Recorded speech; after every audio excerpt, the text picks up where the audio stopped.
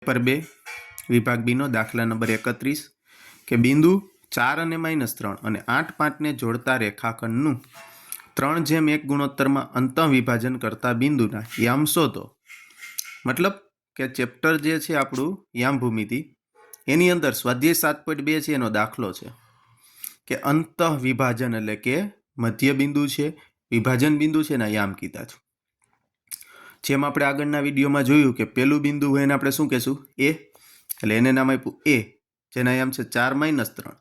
બીજા બિંદુ છે બી જેના યામ 8 અને 5।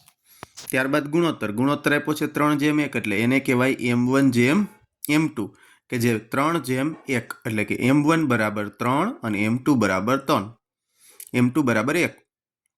જેને આપણે m ના યામ એટલે કે અંતઃબિંદુ જેનું નામ આપ્યું એમ એના યામ મેળવવા હોય તો એનું સૂત્ર કે m ના યામ બરાબર કૌંસમાં m1x2 પ્લસ m2x1 ના છેદમાં m1 પ્લસ m2। એ જ રીતે બીજો યામ y m1y2 પ્લસ m2y1 ના છેદમાં m1 પ્લસ m2। એટલે આપણે યાદ રાખીશું કે જે m1 છે તો સાથે x2 હોય અને m2 હોય તો સાથે x1 હોય, એટલે કે 1 1 2 2 ક્યારેય સાથે આવશે નહીં। સૂત્ર યાદ રહી જાય તો એની અંદર કિંમત મૂકી m1 બરાબર કેટલા છે 3, x2 કેટલા છે તો કે 8 વત્તા m1 કેટલા છે 1 તો m2 કેટલા x1 કેટલા થાય છે 4, કિંમત મૂકી એટલે 3 વત્તા 1 અલ્પવિરામ। એ જ રીતે y ના યામ m1 કેટલા છે તો કે 3, y2 કેટલા છે 5 વત્તા m2 કેટલા 1 અને y1 કેટલા આપેલા છે -3, જેને આપણે અહીં મૂક્યા કે 3 × 5 વત્તા 1 × -1 છેદમાં m1 વત્તા m2 એટલે કે 3 વત્તા 1।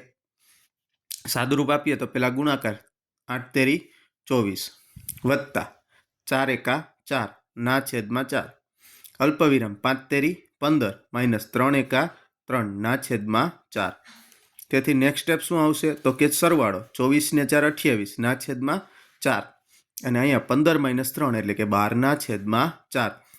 હવે ભાગાકાર કરીએ તો શું આવશે તો કે m ના યામ બરાબર 28/4 કરીએ એટલે 28/4 4 × 7 = 28 એટલે જવાબ આવ્યો 7, 4 તેરી 12 એટલે કે ત્યાં 12/4 નો જવાબ 3। તેથી m ના યામ બરાબર 7 અલ્પવિરામ 3 મતલબ અંતઃવિભાજન બિંદુ જે m છે એના યામ થાય છે 7 અને 3।